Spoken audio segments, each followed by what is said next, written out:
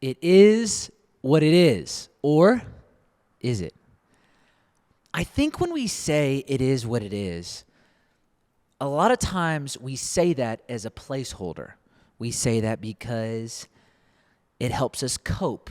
It helps me deal with what it is and what is going on in me or around me or through my life or to my life. And there's going to be a lot of different ways that people deal with that statement or have that statement come up into their life. I want to talk about one aspect of it in this podcast today. I was sitting with a group of guys, and I love these guys, and we were hanging out.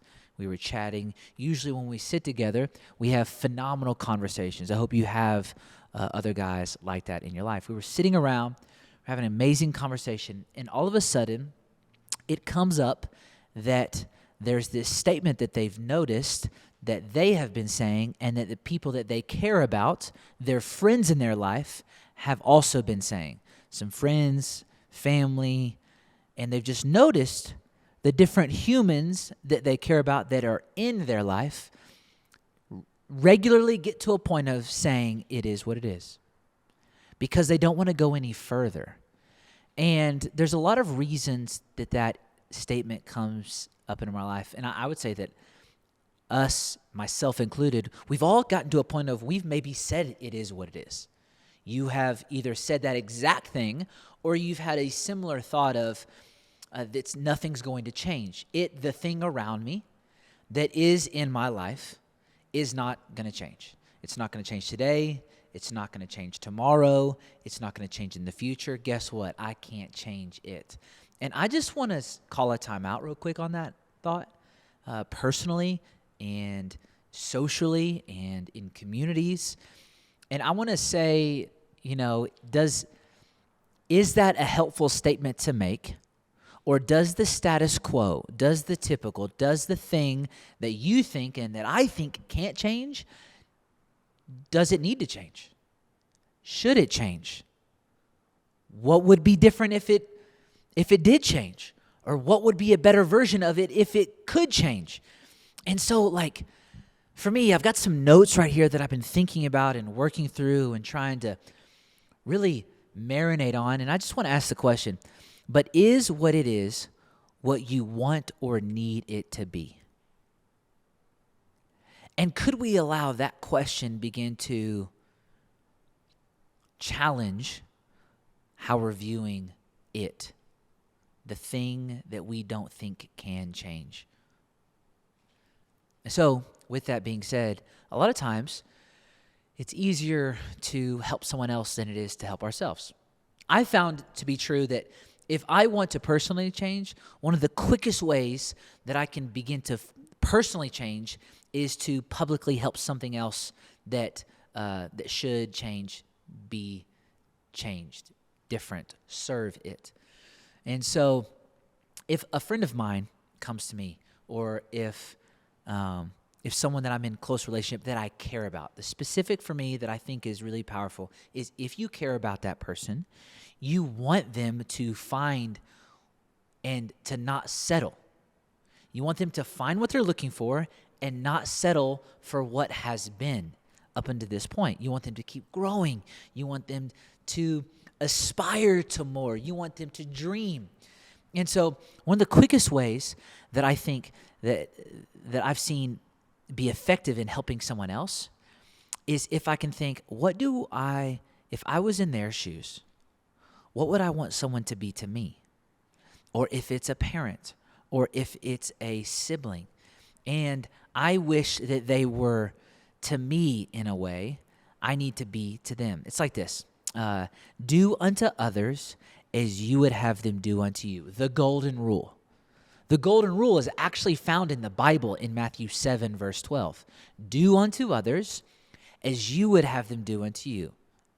So if I'm really trying to see somebody dream with me, somebody challenge the status quo, somebody grow with me, somebody encourage me, well, I need to flip the script and I need to be that to them to see if they can get to a point of where they reciprocate what has now been given to them. So here's a few amazing things that if you care about that person and you want them to change and you want them to grow and you want them to challenge the it that they think is always going to is, it doesn't always have to be. So here's some things that we could do, all right? If someone who has stopped growing and settled, what should they do? First off, I think you need to encourage them where they are with a few things. First, I wrote down, I'm proud of you for fill in the blank.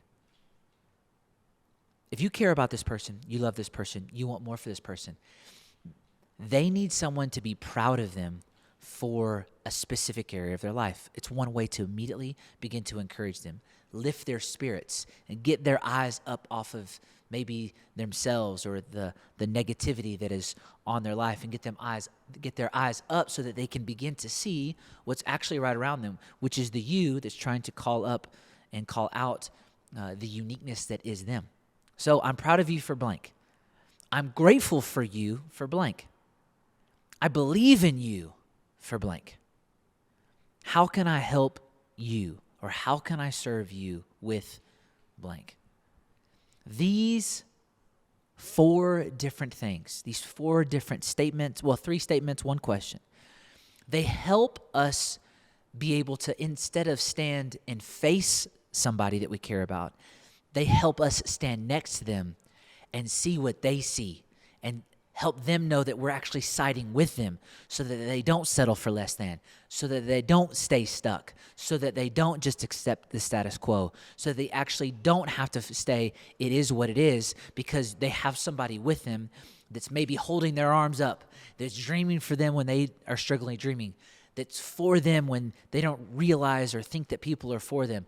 And if they can see that you're siding with them, then you help them see what isn't seen yet. I just want to encourage you today that if you are the person that has said, or that you're consistently saying it is what it is, and you don't feel like you can change what's around you, I want to first encourage you to challenge what's in you first. Because I think the things around us change when the thing that's in us change. When our heart changes, when our mind changes, when our values change, when our priorities change, when we understand the way to life, and when we have people that genuinely are for us. Do unto others as you would have them do unto you. And if you are stuck, and if you're settling, and if you're accepting things that are less than all that God has for you, or all that is for you, your uniqueness, serve somebody. Help somebody else see the uniqueness that is in them. I'm proud of you. I believe in you. I'm for you. I'm grateful for you. How can I help or serve you in the future that is coming your way? This is a short podcast episode, but let's not accept the it that is right around us, because we have to. It is what it is, doesn't have to be our present or our future, because futures aren't created with that kind of mindset. And we are here as humans to create a future that doesn't exist yet. So let's find community that does this. Let's be practical and simple and straightforward and honest. And then when we do that, I believe that we're going to be able to build the communities and the relationships that we actually are desperate for. Ones that have depth, ones that go somewhere because they have direction, and then ones that honestly don't have this thing that keeps coming up, and I see over and over and over in relationships, which is this conditional relationship, this conditional love. I believe there's an opportunity for an unconditional relationship to come into all of our lives. And I believe it's possible. And so I'm excited about this. We are going to be launching something brand new. If you want to check it out, fullvantage.org. If you want to check it out, we're actually going to be starting a monthly newsletter called the 111.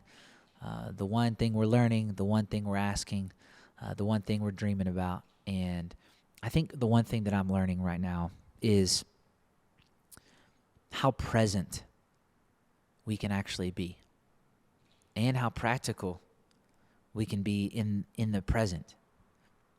And what I mean by that is I'm noticing I don't have to accept the way things are going. My kids, my friends, my community. I don't have to accept it because I can immediately have a moment where if I'm in the present, I can see like, oh, hold on, I don't think this is how it should be. You can actually immediately say that. And when we start saying that, or when we start saying like, hey, can I say something to you? I see so much in you. And we start allowing the present to be something that we actually make memories with instead of just having moments like pass us by. What would it look like if we actually made a moment with someone? How would that feel? And so what it is, what it is, I think is me trying my best to say like, hey, let's think practically about this around our moments so that when we get in the moment, we can actually address it directly and honestly and lovingly. 100% grace, 100% truth, possible at the same time.